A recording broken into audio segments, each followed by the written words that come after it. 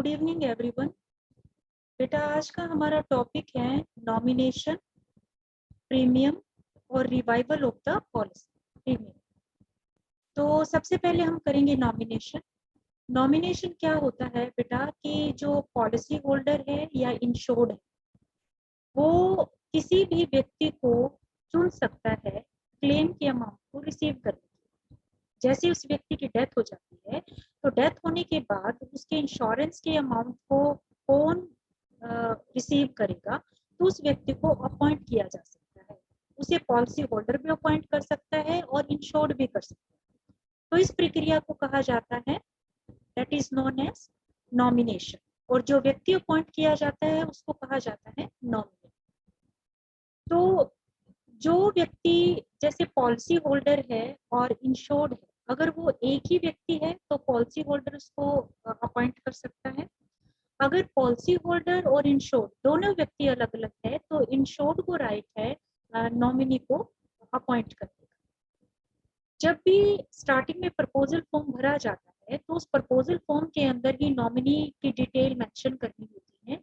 उसका नाम क्या है, उसका एड्रेस क्या है, उसकी एज क्या है और आपके साथ उसका रिलेशन क्या है। तो ये सारी इंफॉर्मेशन प्रपोजल फॉर्म के अंदर फिल करनी होती है। इसके अलावा एक से ज्यादा नॉमिनीज भी अपॉइंट किए जा सकते हैं। उससे पहले पॉलिसी होल्डर को इंश्योरर से परमिशन लेनी होती है रिटर्न में, और उसके बाद वो एक से ज्यादा नॉमिनीज को अपॉइंट कर सकते हैं। आगे है नॉमिनेशन जब किया जाता है तो पॉलिसी होल्डर को ये राइट भी है कि उसके नॉमिनेशन को वो कैंसिल कर सकता है जब भी वो चाहे। एक से ज्यादा व्यक्तियों को नॉमिनी वो अपॉइंट कर सकता है। इसके अलावा जैसे ही इंश्योर्ड की डेथ होगी तो बेनिफिट को रिसीव करने का जो राइट होगा वो नॉमिनी का होता है, वो बेनिफिट को रिसीव करेगा। अगर नॉमिनी माइनर है, मतलब 18 साल से कम उम्र अगर उसकी है, तो जो पॉलिसी होल्डर है या इंश्योर्ड है उसको राइट है कि वो गार्जियन अपॉइंट कर सकते हैं। गार्जियन को राइट क्या होगा कि जैसे ही इंश्योर्ड की डेथ होगी तो जो क्लेम का अमाउंट है वो on behalf of nominee receive करेगी। और जैसे ही नॉमिनी 18 साल या उससे ज्यादा की उम्र का हो जाता है तो जो राइट है, जो गार्जियन का रोल है, जो उसका स्टेटस है वो क्या हो जाता है, खत्म हो जाता है। इसके अलावा नॉमिनी को ऐसा कोई राइट नहीं दिया गया है कि वो पॉलिसी के जो प्रोविजंस है उनको इन्फ्लुएंस कर सके, उनको चेंज कर सके। ऐसा उसको कोई राइट नहीं दिया गया। तो ये नॉमिनेशन कहलाता है। कुछ प्रोविजंस दिए हुए हैं इंश्योरेंस एक्ट 1938 के सेक्शन 39 के अंदर। सेक्शन 39 आपके नॉमिनेशन के रिगार्डिंग इसमें प्रोविजंस दिए गए हैं। बीमा अधिनियम 1938 के अंदर वो प्रोविजन कौन कौन से हैं। फर्स्ट है कि जो नॉमिनी है वो at the time of the maturity और at maturity of the policy, अगर पॉलिसी आपकी मैच्योर हो जाती है तो क्लेम का अमाउंट किसको मिलेगा, इंश्योर्ड को या पॉलिसी होल्डर। दूसरा क्या है कि अगर डेथ हो जाती है इन केस, तो उस केस में किसको मिलेगा, नॉमिनी को रिसीव करने का अधिकार है क्लेम के अमाउंट को। दूसरा क्या है, किसी भी टाइम पॉलिसी ड्यूरेशन के अंदर अगर नॉमिनेशन कैंसिल हो जाता है या नॉमिनी को चेंज कर दिया जाता है तो उसकी सूचना इंश्योरर को देनी जरूरी है, ताकि इंश्योरर अकॉर्डिंगली उसको अपने रिकॉर्ड में अपडेट कर सके। अगर आपने अपनी पॉलिसी का असाइनमेंट कर दिया है यानी ट्रांसफर कर दिया है, तो ट्रांसफर या असाइनमेंट होने के बाद ऑटोमेटिकली जो नॉमिनी व्यक्ति जो आपका पहले था उसका नॉमिनेशन क्या हो जाता है, कैंसिल हो जाता है। अगर मान लीजिए जो नॉमिनी व्यक्ति अपॉइंट किया गया था उसकी डेथ इंश्योर्ड से पहले हो जाती है, तो ऐसी सिचुएशन में उसका इंश्योर्ड का जो कानूनी उसका उत्तराधिकारी है या जो उसका लीगल रिप्रेजेंटेटिव है उसको वो बेनिफिट या क्लेम का अमाउंट रिसीव करने का राइट होगा। और कानूनी उत्तराधिकारी वो है या नहीं है उसके लिए एक सर्टिफिकेट, वो लीगल डॉक्यूमेंट तैयार करवाएगा जिसको सक्सेशन सर्टिफिकेट कहा जाए। लेकिन अगर नॉमिनी जिंदा है तो ऐसी सिचुएशन में वो अमाउंट किसको मिलेगा, फिर नॉमिनी को मिलेगा। कुछ एक एक्ट ऐसे हैं, जैसे आपके बुक के अंदर दिया हुआ है मैरिड वुमेन्स प्रॉपर्टी एक्ट 1874। तो इस एक्ट के ऊपर आपके जो सेक्शन 39 है बीमा अधिनियम 1938 की धारा जो 39 है, जो कि नॉमिनेशन के रिगार्डिंग है, उसकी प्रोविजन इस एक्ट के ऊपर लागू नहीं होती। तो इस एक्ट के अंदर जो प्रावधान दिए गए हैं वही इसमें लागू होंगे, ना कि बीमा अधिनियम। नेक्स्ट पॉइंट है बेटा इंश्योरेंस प्रीमियम। इंश्योरेंस प्रीमियम क्या होता है? ये एक लमसम अमाउंट हो सकता है या फिर इंस्टॉलमेंट में अमाउंट हो सकता है, जो कि रिस्क को कवर करने के लिए और एक बीमा कवरेज को प्राप्त करने के लिए आप एक फिक्स टाइम इंटरवल के बाद क्या करते हो, बीमा कंपनी को पे करते हो। That is known as premium. Premium advance में पे किया जाता है।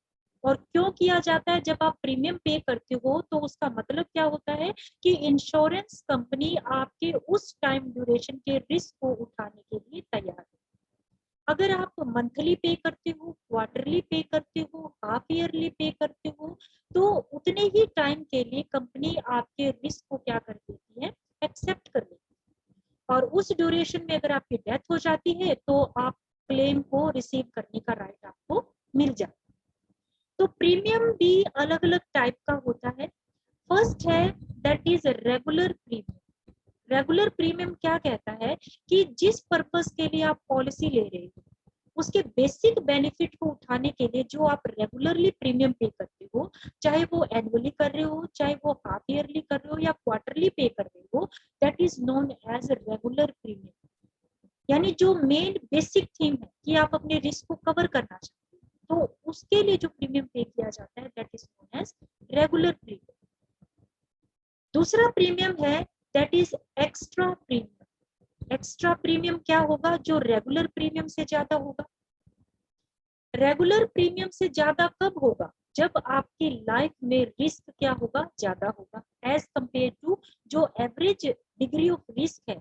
अगर आपकी लाइफ में वो ज्यादा है, चाहे वो हेल्थ की वजह से हो, चाहे आपकी जॉब इस तरीके की है कि उसमें रिस्क फैक्टर ज्यादा रहता है या उस वजह से हो, तो आपसे रेगुलर प्रीमियम की बजाय एक्स्ट्रा प्रीमियम रिसीव किया जाएगा।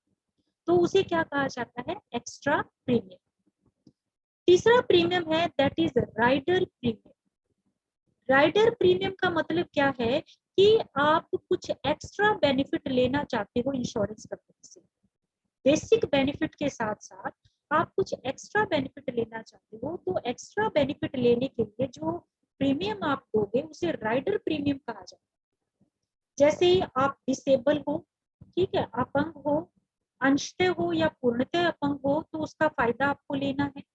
या आप बीमार हो गए हो और आपको इस तरीके का बेनिफिट लेना है कि अब आप वर्किंग की हालत में नहीं हो कुछ टाइम पीरियड तक, तो जब तक आप वर्किंग की हालत में नहीं हो तब तक प्रीमियम कौन पे करेगा? इंश्योरेंस कंपनी आपके बिहाफ में पे करेगी। ऐसे भी बेनिफिट्स देती है इंश्योरेंस कंपनी और आपको फुल कवरेज मिलेगा उस टाइम पीरियड के लिए भी। तो इस तरीके के जो एक्स्ट्रा बेनिफिट आपको दिए जाते हैं रेगुलर बेनिफिट के साथ साथ, तो उसे राइडर प्रीमियम कहा जाता है। आगे है, अगर आप, अभी मैंने बताया कि जो प्रीमियम है वो आप कैसे भी पे कर सकते हो।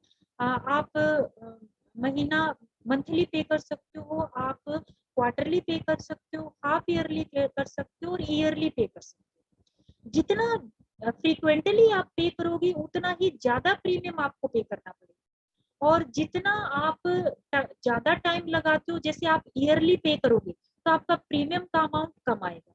और आप अगर क्या करते हो, कम ड्यूरेशन में पे करते हो, जैसे आप मंथली कर रहे हो, क्वार्टरली या हाफ ईयरली कर रहे हो, तो आपका जो प्रीमियम का अमाउंट क्या आएगा, ज्यादा आएगा। और जो आपकी प्रीमियम की ड्यू डेट होती है उस ड्यू डेट के ऊपर आपको अपना प्रीमियम जमा करवाना पड़ता है। आप कैश में भी कर सकते हो, आप इलेक्ट्रॉनिक वे भी यूज कर सकते हो, चेक के थ्रू भी आप कर सकते हो। दूसरा क्या है कि कंपनी एक आपको सहूलियत और देती है कि ड्यू डेट प्रीमियम की जब आती है तो उसमें आपको क्या है, टाइम पीरियड दिया जाता है, ग्रेस पीरियड। ग्रेस पीरियड अगर आप पे कर रहे हो, क्वार्टरली, हाफ ईयरली पे करते हो, तो 30 दिन से ज्यादा का ग्रेस पीरियड नहीं दिया जाता। 30 दिन का ग्रेस पीरियड आपको दिया जाएगा, और इस ग्रेस पीरियड में अगर आपकी डेथ हो जाती है और आपने प्रीमियम अभी तक पे नहीं किया है तो भी आपको फुल कवरेज आपको मिलेगी। अगर आप मंथली प्रीमियम पे करते हो तो 15 दिन का ग्रेस पीरियड दिया जाता है, और 15 दिन तक आप क्या कर सकते हो, टाइम पीरियड तक आप अपना प्रीमियम जमा करवा सकते हो। तो ये भी टाइम पीरियड अलॉट किया जाता है। आगे है बेटा section 64BB, insurance companies act की ये सेक्शन है जो प्रोविजंस बताती है प्रीमियम के रिगार्डिंग। ये सेक्शन क्या कहती है कि जब तक पॉलिसी होल्डर ने या इंश्योर्ड ने प्रीमियम पे एडवांस में नहीं किया है, तब तक वो क्लेम नहीं करेगा किसके लिए, अपने कवरेज के लिए। इंश्योरेंस कंपनी कभी भी रिस्क को एक्सेप्ट नहीं करती जब तक कि उसको एडवांस प्रीमियम रिसीव नहीं हो जाता। प्रीमियम को रिसीव करने का काम एजेंट भी कर सकते हैं। On behalf of insurer premium को कलेक्ट कर लिया, और 24 घंटे के अंदर फिर उनको क्या करना होता है, वो डिपॉजिट करवाना पड़ता है। इस बीच में अगर हॉलीडेज आ जाती हैं, गवर्नमेंट छुट्टियां आ जाती है, तो उनको एक्सक्लूड कर दिया जाता है, निकाल दिया जाता है। उसके बाद 24 घंटे कंसिडर किए जाते हैं। इसके अलावा अगर किसी केस में प्रीमियम रिफंड करना पड़ रहा है कंपनी को, तो वो रिफंड करेगी, और वो पॉलिसी होल्डर के या इंश्योर्ड के खाते में डायरेक्टली उस पैसे को क्या कर देगी, जमा करवा देगी। इसके अलावा अगर सेंट्रल गवर्नमेंट को लगता है कि किसी भी प्रीमियम को पेमेंट करने के जो रूल बनाए गए हैं, उन रूल्स में किसी को रिलैक्सेशन देने की जरूरत है, यानी कि वो टाइमली पे नहीं कर पा रहा है या ग्रेस पीरियड में नहीं कर पा रहा है, तो उसको रिलैक्सेशन दी जाती है कि वो प्रीमियम को अकॉर्डिंगली पे कर सकता है। उसको थोड़ा सा स्ट्रिक्टली उसको रूल्स उसके ऊपर फॉलो नहीं करे जाते। किस केस में, जब सेंट्रल गवर्नमेंट इस तरीके का उसको रिलैक्सेशन दे। थर्ड पॉइंट आता है बेटा revival of policy. Revival of policy का मतलब क्या होता है, एक होता है रिन्यूअल ऑफ द पॉलिसी, एक होता है रिवाइवल। रिन्यूअल का मतलब क्या होता है कि आपकी ड्यू डेट आ गई प्रीमियम की, आप मंथली पे करते हो, तो उस महीने की आपने प्रीमियम पे कर दिया तो आपकी पॉलिसी रिन्यू हो गई। दूसरा क्या है, रिवाइवल। रिवाइवल का मतलब क्या है कि जब आपके प्रीमियम की ड्यू डेट थी, आपने पे नहीं किया, और आगे भी आपने नहीं किया जब ड्यू डेट आई, जिसकी वजह से आपकी जो पॉलिसी है वो लैप्स हो गई। तो लैप्स होने के बाद अब आपको लगता है कि आप पॉलिसी को कंटिन्यू करना चाहते हो, किसी रीजन से आप प्रीमियम नहीं दे पाए थे, तो आप बैक डेट से पॉलिसी के फायदे लेना चाहते हो, तो उसे कहा जाता है रिवाइवल ऑफ द पॉलिसी। लेकिन पॉलिसी के रिवाइवल करवाने के लिए जरूरी क्या है कि आपको क्या करना पड़ेगा कि जिस टाइम पीरियड में आपने प्रीमियम पे नहीं किया, उस टाइम पीरियड का आपको प्रीमियम भी पे करना पड़ेगा, और उसके ऊपर जो इंटरेस्ट बनता है वो इंटरेस्ट भी आपको पे करना पड़ेगा। तब जाकर आपकी पॉलिसी क्या होती है, रिवाइव।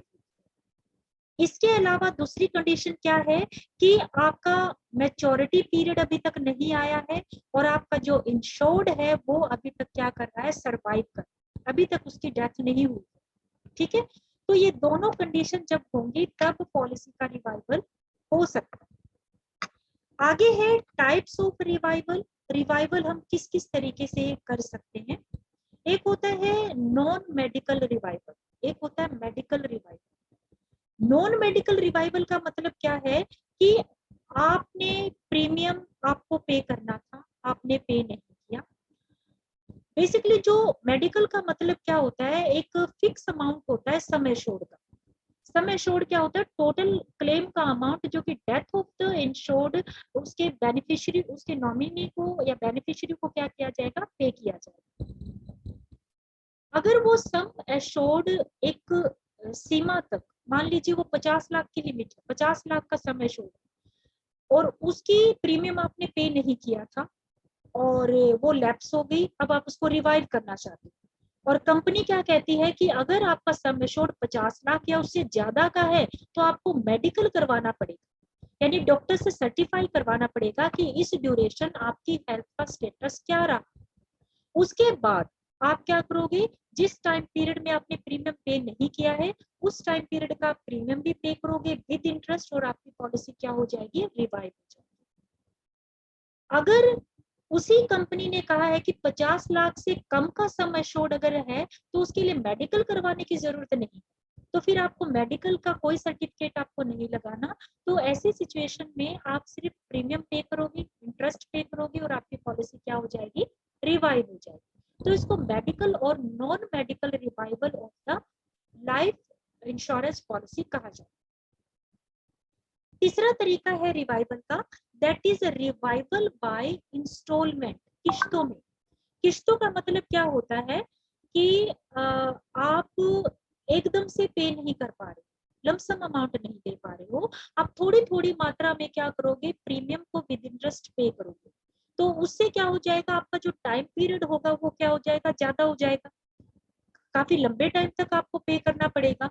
तो एक मतलब एक लंबे टाइम तक, ए नंबर ऑफ इयर्स तक जब आप क्या करते हो, एक इंश्योरेंस कंपनी आपको कहती है कि आप प्रीमियम को विद इंटरेस्ट पे कर सकते हो और अपनी पॉलिसी को रिवाइव कर सकते हो, तो इसको बोला जाता है रिवाइवल बाय इंस्टॉलमेंट्स।